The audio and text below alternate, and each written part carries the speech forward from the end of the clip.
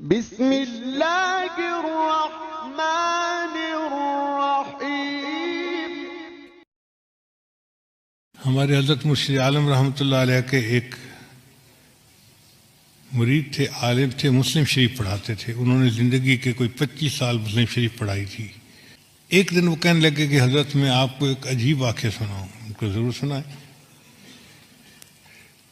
کہنے لگے کہ دارالعلوم دیوبند میں سعودی عرب سے ایک جماعت آئی علماء کی، 3 یا 4 بندے تھے، اور انہوں نے آ کے محتمم صاحب کو کہا کہ ہم ایک علمی مسئلہ ڈسکس کرنے کے لیے آپ کے پاس آئے ہیں۔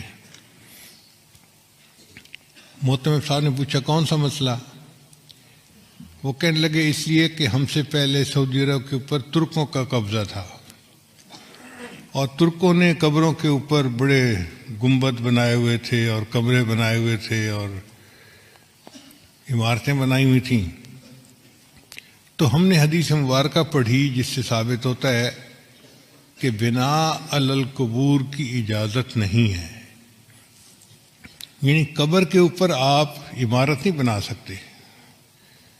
اس لیے سنت عمل یہی ہے کہ قبر کھلے آسمان کے نیچے ہو، اس کے اوپر کوئی کمرہ، کوئی کبہ ایسا نہیں بنانی چاہیے۔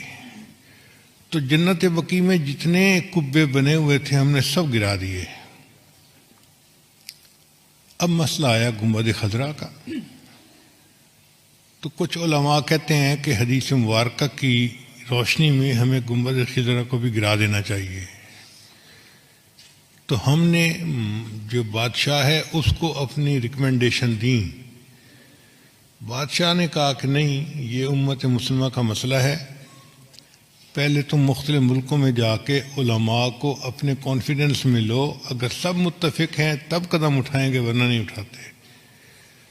تو ہم علماء کی جماعت آپ سے بحث کرنے کے لیے آئے ہیں کہ کیا یہ حدیث مبارکہ صحیح ہے، اور اگر صحیح ہے تو اس پر عمل کرنا پڑے گا۔ محتمم صاحب نے کہا کہ جی مجھے آپ 3 دن کا وقت دیں، میں سب علماء کو اطلاع دوں تاکہ وہ یہاں آ جائیں، اور پھر ہم اس بارے میں اپنا موقف آپ کے سامنے ظاہر کریں۔ ان کا ٹھیک ہے، ہم 3 دن دارالعلوم میں مہمان بن کے رہتے ہیں۔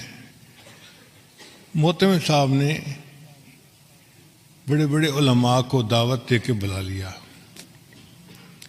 وہ فرماتے ہیں کہ دارالعلوم دیوبند میں وہ دیکھنے والا وقت تھا، بڑے بڑے سب علماء، جید علماء ایک جگہ پر جمع تھے، جبال العلم سب ایک جگہ اکٹھے تھے، اور جو آخری رات تھی وہ تو پوری رات ہی علماء اس مسئلے پر آپس میں ڈسکس کرتے رہے، کتابیں پڑھتے رہے، اور کچھ لوگ روتے رہے، دعائیں مانگتے رہے کہ یا اللہ بہت نازک مسئلہ ہے، ہم سے اس کے کرنے میں کوئی کمی نہ رہ جائے، کوتاہی نہ ہو جائے۔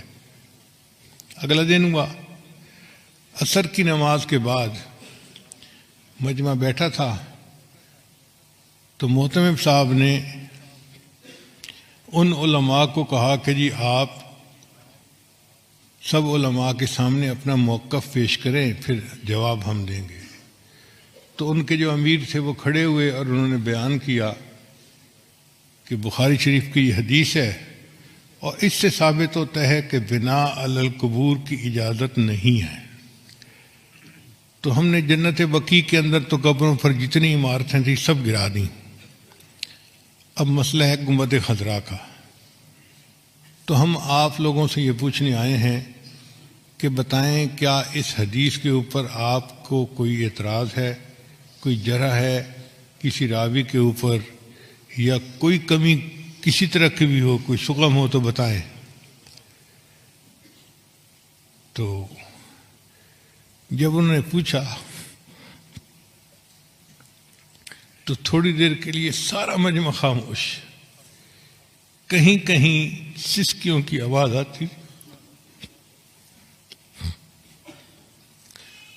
علماء کی آنکھوں سے آنسو جاری تھے، اور وہ رو رہے تھے کہ اللہ ہم سے جواب دینے میں کوئی کوتاہی نہ ہو جائے، اور کوئی جرت نہیں کر رہا تھا اس کے جواب دینے کی۔ اتنے میں حضرت اقدس تھانوی رحمۃ اللہ علیہ کھڑے ہوئے، اور حضرت نے فرمایا کھڑے ہو کر الحمدللہ اللہ نے اس مسئلے میں مجھے شرح صدر عطا فرما دی ہے۔ تو اس نے پوچھا کہ شرح صدر سے کیا مراد ہے؟ حضرت نے فرمایا کہ شرح صدر یہ کہ یہ حدیث بالکل صحیح ہے، اس کے کسی راوی کے اوپر کوئی اعتراض نہیں ہے، کوئی جرح نہیں ہے، اور ہر لحاظ سے یہ حدیث صحیح بھی ہے سند متصل کے ساتھ، اور صحیح مضبوط ہے مضمون اس کا۔ تو جو ان کے امیر تھے وہ کہنے لگے کہ اس کا مطلب یہ ہوا کہ اگر یہ حدیث صحیح ہے تو پھر تو نص ہو گئی، اس کے اوپر عمل کرنا ہمارے لیے ضروری ہو گیا، تو کیا ہم گنبد خضرا گرا سکتے ہیں؟ تو حضرت تھانوی رحمۃ اللہ نے جواب دیا یہی تو شرح صدر ہے جو اللہ نے مجھے عطا فرما دیا، حدیث بھی صحیح ہے لیکن آپ گنبد خضرا کو گرا نہیں سکتے۔ اس نے کہا آپ کیسی باتیں کر رہے ہیں؟ جب حدیث صحیح ہے تو پھر اس گنبد خضرا کو گرانے میں رکاوٹ کیا ہے؟ حضرت نے فرمایا اس کی وجہ یہ کہ حدیث پاک کے مطابق بنا علی القبور کی اجازت نہیں ہے، کہ قبر کے اوپر کوئی عمارت، کوئی کمرہ، کوئی جبہ کبہ بنانے کی اجازت نہیں ہے۔ گنبد خضرا کا معاملہ الگ ہے، یہاں عمارت پہلے تھی، یہ حجرہ عائشہ تھا، اور نبی اسلام کی قبر مبارک بعد میں اس کے اندر بنائی گئی، لہذا اب اس عمارت کو کوئی بندہ گرا نہیں سکتا۔ ایسا جواب تھا کہ وہ لوگ مطمئن ہو گئے۔ گنبد خضرا آج بھی ہے، اور اکابر علماء دیوبند کی عشق نبی کی دلیل دے رہا ہے۔